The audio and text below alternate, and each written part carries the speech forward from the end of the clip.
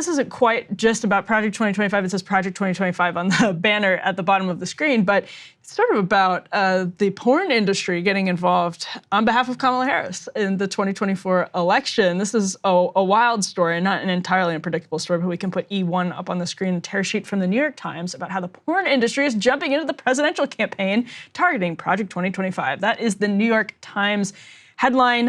What's happening essentially is that 17 porn actors got together, cobbled together $100,000, and are planning in swing states to run on Project 2025 or to talk about Project 2025 in political ads on those porn sites.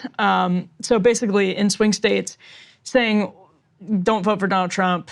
Obviously it's an effort to aid Kamala Harris' campaign, and it is based on Project 2025, which, Ryan, I have pulled up the part of Project 2025 that actually deals with pornography. And Ezra Klein, who's scheduled on the show next week, programming note, I have to go to Rome, I will be in Rome for work next week, but Ezra Klein is scheduled to come on the show.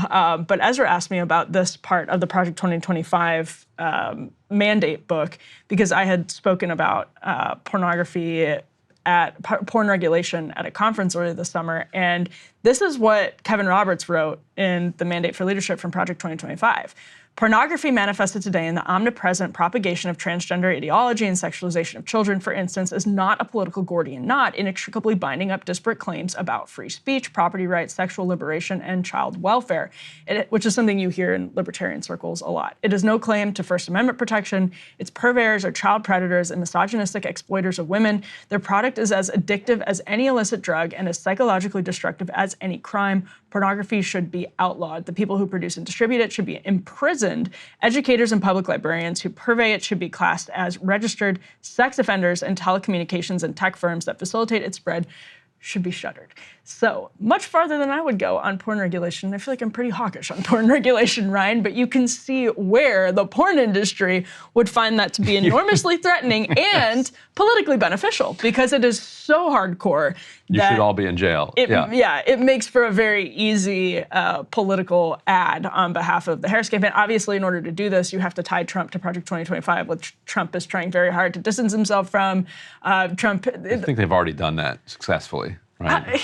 They have. I mean, my super quick take on it is that Trump had nothing to do, literally nothing to do with the writing and drafting of Project 2025. He likely had no idea what it was, and it angered him when he heard out about it. But in his administration, there would definitely be lots of influence from Project 2025. The people who created Project 25, they're going to be front and center, in front of the line for jobs. Two things can be true. Yeah, Trump had nothing to do with it, and two, he would definitely use it in his administration just out of necessity. Right, and if Trump doesn't care about policy, for the most part, then he's going to delegate that to the people who do care, and if he hires the people that wrote Project 2025, then these porn folks are right to be nervous. Yeah, and it's politically. And there are state level assaults on the porn industry, right? Where there's Republican control. Yeah, you can't go to Pornhub in certain states anymore.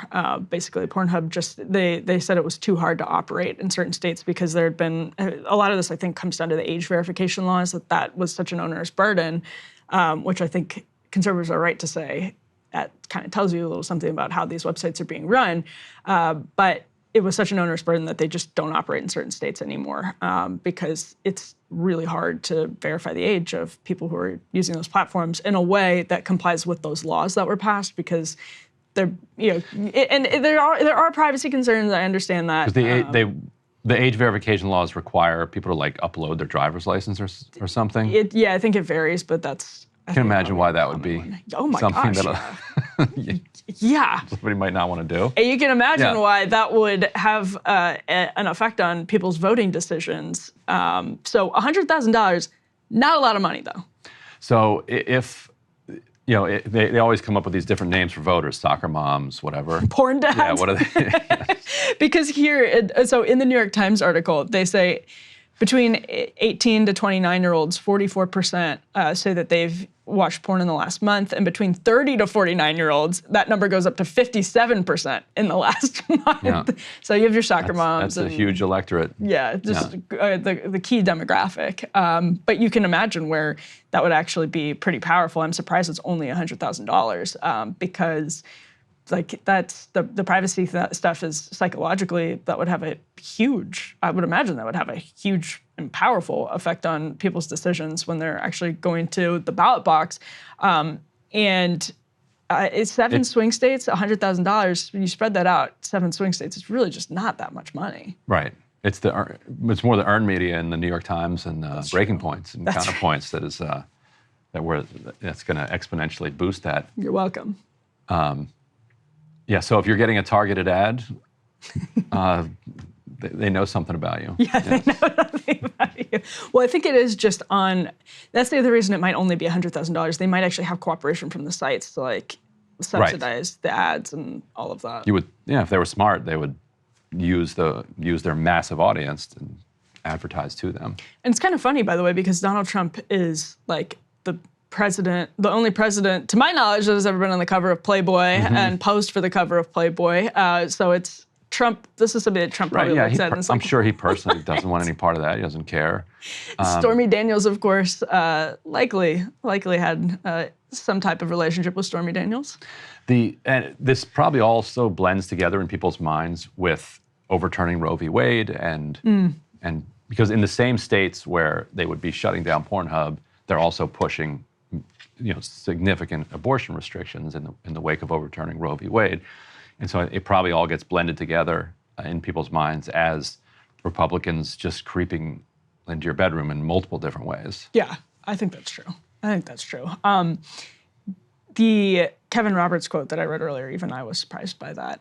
But you know what? You're like, this can't be right. You're like, oh, wow. Okay. I didn't doubt that it was right, but it is, I will say, that there's a moral consistency to that is superior to the kind of mealy-mouthed approach you see sometimes. So at least he's being morally consistent. He's going for it. Yeah, I think that it's actually probably going to increase on the right, just given the porn industry saying it's good that 57% of 30 to 49-year-olds are watching porn once a month. That doesn't appeal to most people.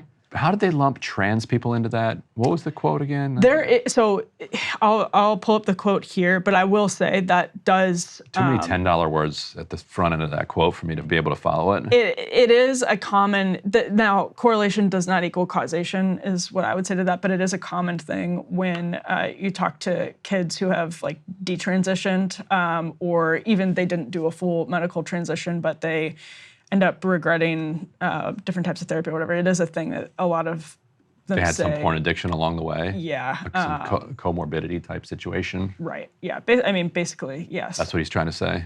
That's what he's trying to say. Okay, so the quote here, Ryan, because I know you wanted to hear it very, very badly, is pornography manifested today in the omnipresent propagation of transgender ideology and sexualization of children, for instance, is not a political Gordian knot, inextricably binding up disparate claims about free speech, property rights, sexual liberation, and child welfare. So that's the part of it that invokes... It's a junior in college writing a paper.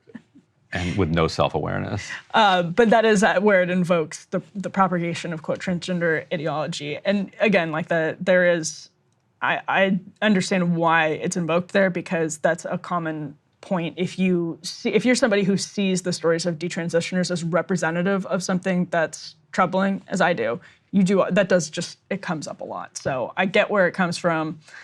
That quote went harder than I would have expected. And just for people watching, if you want to be a writer, if you want to express your ideas, don't write like that. It's bad. Bad writing. Maybe we can get Kevin Roberts on the show. You guys Gordian can talk knot. about Get out. If you ever find yourself writing Gordian knot, stop and go back and rewrite the sentence. Gordian knot it's never what you really needed to say. Use cliches as crutches. They're intellectual crutches.